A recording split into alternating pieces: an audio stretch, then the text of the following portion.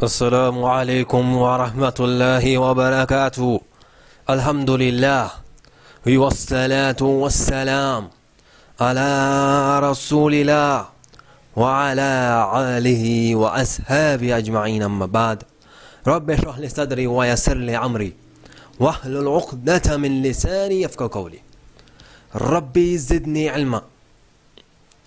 Inshallah bidnahi ta'ala, inshallah we are going to start today with a very important announcement. As we know that today is 25th of August 2017, meaning the 4th of Dhul Hijjah 1438 after Hijrah. We have to remember the fact that these days of Dhul Hijjah are very much important.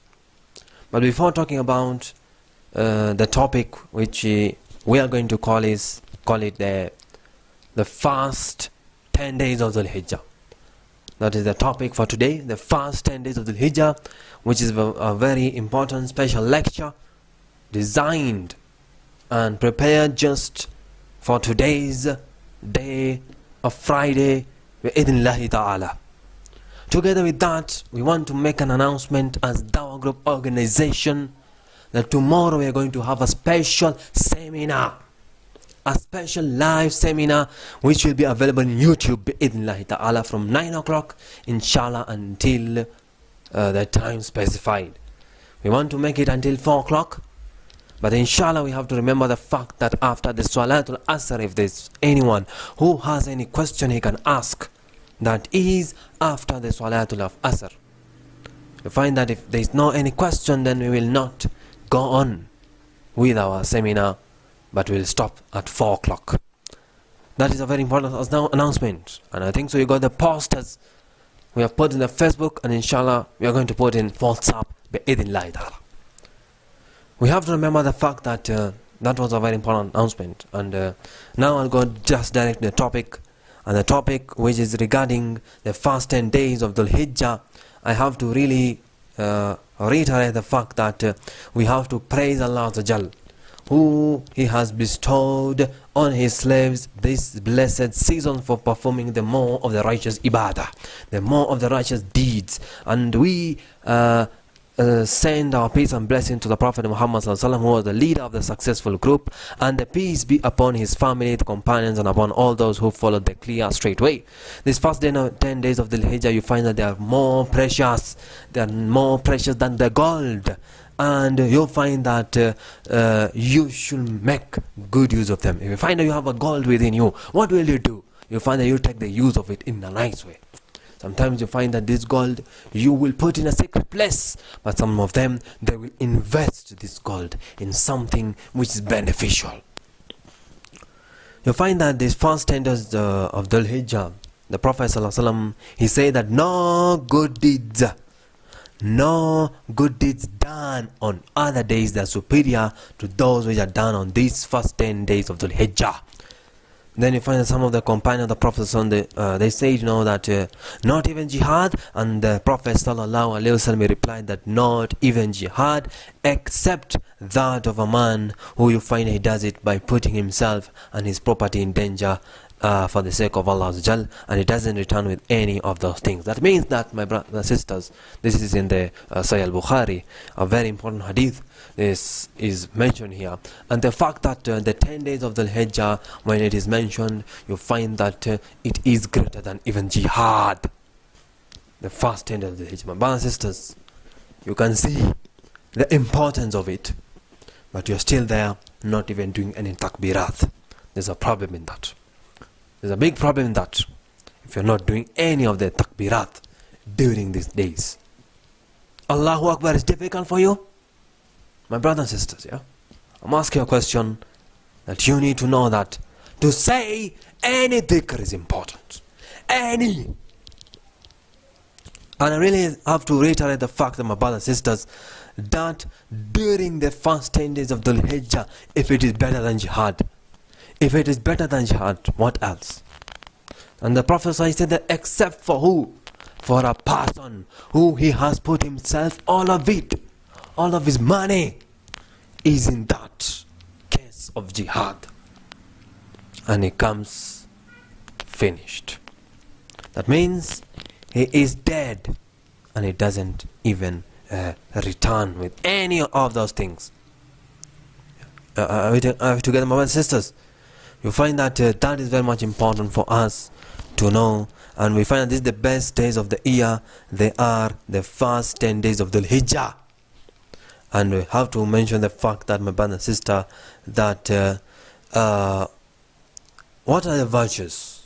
What are the virtues of these 10 days of Dhul Hijjah? I want to mention firstly what are the virtues. Okay, so if someone is writing, that is very much good.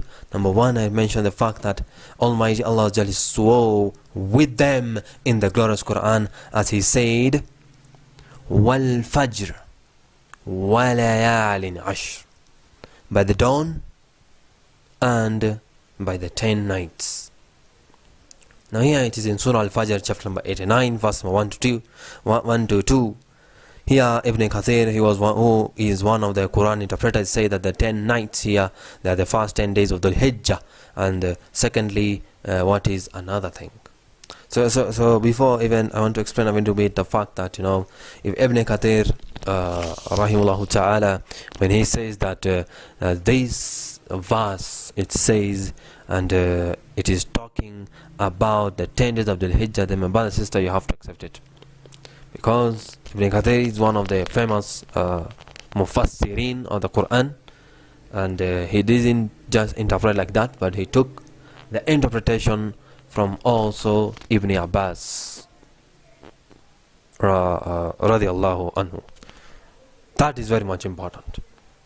Number two virtue of the 10 days of the Hijjah is that Almighty Allah says that وَيَذْكُرُوا اسم الله في أيام معلومات. معلومات. Now this is very much important, the fact that Allah mentioned that, and mentioned the name of Allah on the known days, and this is in Surah Al-Hajj, chapter number 22, verse number 23, and that is very much important for us to know the fact that what does it mean? What does it mean? وَيَذْكُرُوا اسْمَ اللَّهِ فِي أَيَّامٍ مَعْلُومَاتٍ. This Ibn Abbas, who is one of the Prophet's of some companion, he said that these appointed days, they are the first 10 days of the Hijjah. And if you see the translation, it says that, and mention the name of Allah Az Awajal on the known days, the days which are known, the days which are commonly known at that time. And that is, you find that these days are the first 10 days of Dhul Hijjah, and that is two examples already. Number three, I have to mention that the fact that our righteous predecessors, they were valuing the following days, and the first is the first 10 days of the Hijjah, number two is that the last 10 days of Ramadan, and number three is that the first 10 days of Muharram. That is what the righteous predecessors, they valued. And number fourth, I want to mention is the fact that Ibn Hajar, who is one of the Muslim scholars, is saying that the reason for the excellence of the first 10 days of Dhul Hijjah, it is that the Muslim, he can perform in them the main kinds of worship, which are the prayer, the fasting, the charity and Hajj, while he cannot gather all these kinds of worship in the other days of the year.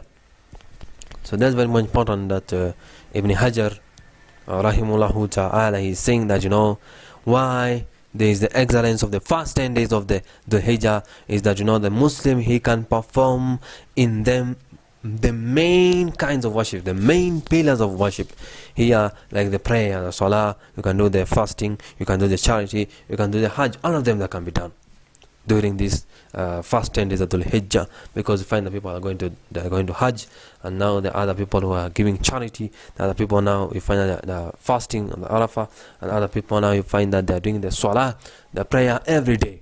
So all of this coming together. And then number five, I want to go a little bit faster. I don't want to take a lot of time over yours.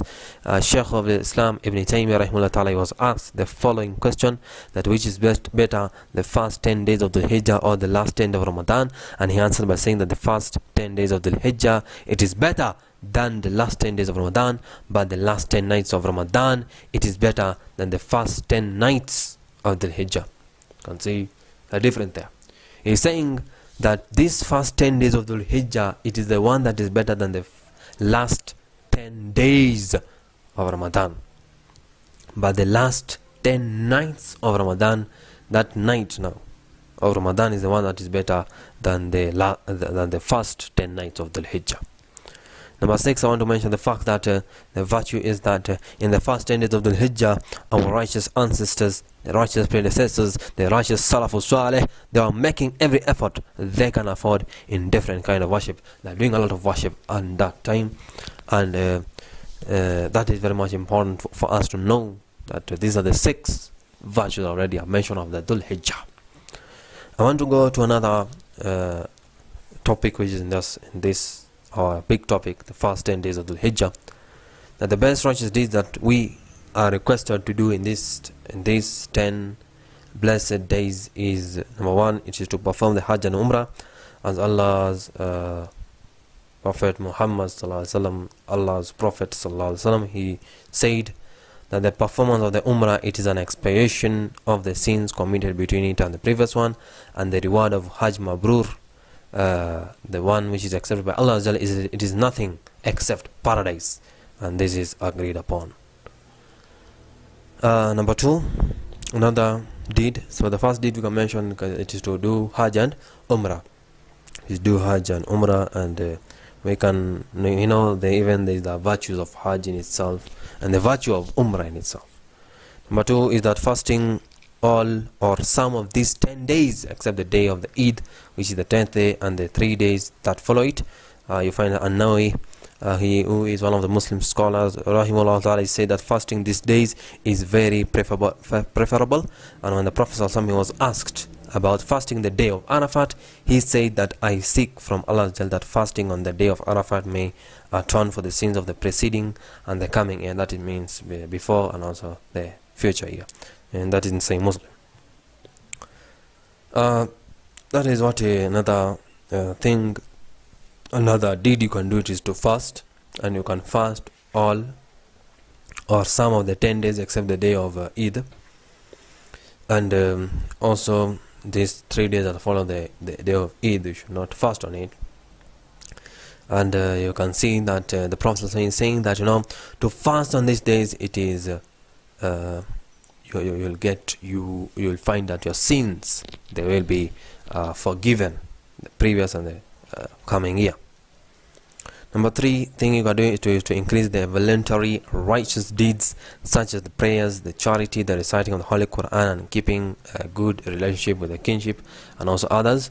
That's very much important for the fact that we are increasing our voluntary righteous deeds. When you do the prayer, you also do nawafil, and do charity, you do sadaqah, reciting the Holy Quran, and also keeping good relation with the kinship. Number 4 is to remember Allah Az Awajal with much remembrance, praising Him, glorify His praises, and tahleel, that is to say La ilaha illallah, as the Prophet said that in these days remember Allah Az Awajal with much remembrance, praising, glorification, tahleel, that is to say La ilaha illallah. And this is declared Hasan or good by Ibn Hajar rahimahullah ta'ala. Umar, the son of Al-Khattab radiallahu anhu, he said that the commander of the faithful, he was loudly saying Allahu Akbar, Allahu Akbar, Allahu Akbar in his dome in Mina. When the people in the mosque, they heard him, they were also saying, Allahu Akbar, Allahu Akbar, Allahu Akbar. And so did the people in the market till Mina was shaking of takbir, Allahu Akbar, Allahu Akbar. The Muslim, they should try to revive this sunnah, saying Allahu Akbar loudly, which most of them they forgot in these days. So this is very much important. The fact that Umar anhu is saying Allahu Akbar at all the time, the fact that it's very much important for us to remember also to say Allahu Akbar when you are going on your walk or anywhere. The fifth thing, another righteous deed you can do is AL-UDHIYYAH, and you find that this is an offering for the sacrifice of an animal, maybe it is cow, maybe it's camel, it is sheep, any of them. You find that firstly we have to know that the Prophet ﷺ, he said he warned against leaving this deed of worship. that he warned against living. So what I'm meaning is that when he said that he who has the financial ability to offer the sacrifice of an animal, but he doesn't do, it is not allowed for him to come near our place of Eid prayer, declared authentic by Albani rahimahullah ta'ala. So you can see the Prophet is very much annoyed with the people who they don't do udhiyah and they have the financial ability. He is angry with them and he's telling them, don't come to the Eid prayer if you have not done your udhiyah. Can you imagine the fact that you are not even caring about sacrificing any camel or cow or sheep or goat, any of them? It's very much important that you do, because the Prophet is not happy with those people who don't do it. Okay. And also another very important thing is that we need to prepare ourselves. The Prophet said that he who has a sacrificial animal with him, whom he intends to offer a sacrifice, and he enters the month of Dhul Hijjah, he should not get his hair cut or nails trimmed until he has sacrificed the animals. That means you find that you should not trim or even cut your nails or hair or any part of it, because you know that you are going to do al-udhiyah. Another important thing is also in this udhiyah is that which are the days of sacrifice. The Muslim, they can offer a sacrifice in that day of Eid and the 3 days which are following it. As the Prophet he said, the slaughtering of animal sacrifice, it is permissible in all the days of Tashriq, 11th, 12th and 13th of Dhul Hijjah, and this is declared authentic by Albani rahimahullah ta'ala. So I've noticed that these days, which is the day of Tashriq, they are named with this name because the people of Mecca, they were spreading these meats of hadi, the sheep, the cow, the camel, on the rocks of to the direction of the sunshine, till it become dried meat that can be preserved till they need it. Okay. Fourthly, very much important thing about udhiyah is that what are the best time for udhiyah? The best time for it is directly after the Eid prayer.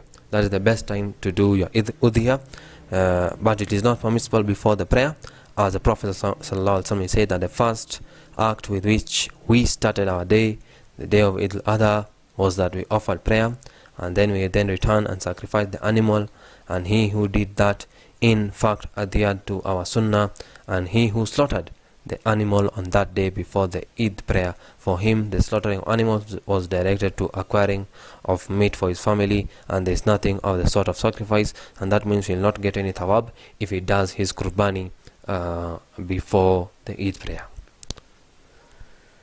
Another very important thing about the udhiyah is that which is the best place for slaughtering the udhiyah is that the best place for slaughtering the sacrificial animal, it is in the place of that Eid prayer, if it is possible. The place where you find that the people that are doing their Eid prayer, you can sacrifice your animal there. As Ibn Umar radiallahu anhu said that Allah's Messenger sallallahu alaihi wasallam, he used to slaughter the camels and sheep and others as sacrifices at the Musalla, which is the place of the Eid prayer, in this Al-Bukhari. Very important thing about the al-udhiyah is that eating from the meat of the slaughtering animal, in which the Prophet he said that he used not to eat on the day of Eid al-Adha till he prayed, and then he came to eat of his slaughtered animal, and that is narrated by Imam Ahmad and declared Hasan or good by Arnaut. This is very much important that he used not to eat on that day of Eid al-Adha till he prayed. After our prayer, then he came now to eat of his slaughtered meat. Finally, my brothers and sisters, we have to take keen on taking this great chance, which is the first 10 days of Dhul Hijjah, before it becomes too late to win Allah's content. And we have to remember that Allah Az Awajal, he says that in Surah Al-Imran, chapter number 3, verse number 133, وَالسَّارِعُ إِلَى مَغْفِرَةٍ مِّن رَبِّكُمْ وَجَنَّاتٍ أَرْضُهَا السَّمَاوَاتُ وَالْأَرْضُ أُعِدَّتْ لِلْمُتَّقِينَ, and hasten to forgiveness from your Lord, and a garden as wide as the heavens and the earth prepared for the righteousness and for the righteous people. And we ask Allah Almighty to support us to do what He likes and He accepts, and we ask Him also to accept our righteous good deeds and to give us great reward. And inshallah, inshallah, I want to also end this small talk of ours regarding the first 10 days of Dhul Hijjah, for the fact that please let us try to do a lot of good deeds in these days, and let us try to avoid a lot of sins, try to do deeds that Allah loves. سبحانك اللهم وبحمدك أشهد أن لا إله إلا أنت أستغفرك وأتوب إليك والسلام عليكم ورحمة الله وبركاته. تعانق دمعة الفكر تناجي الله في صبر وترجو رحمة تسري فعاش القلب إخلاصا وصرت تحوم كالطير تحلق في ثقافات وتنهل من ربى الخير ترى ما زلت تذكرها وتذكر روعة الذكر فيهدي القلب ألحانا شذاها يفوح بالصدر ويصفو العلم راقراقا